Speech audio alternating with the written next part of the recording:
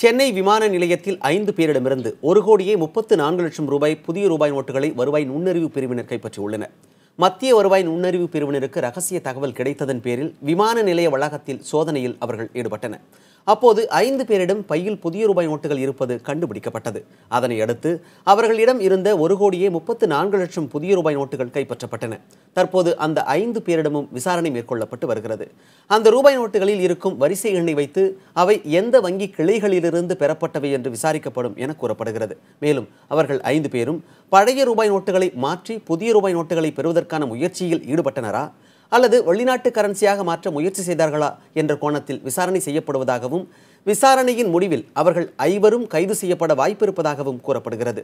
மேலும் இந்த சம்பவத்தில் வங்கி அதிகாரிகள் மற்றும் பலர் சிக்குவார்கள் எனவும் தகவல்கள் தெரிவிக்கின்றன.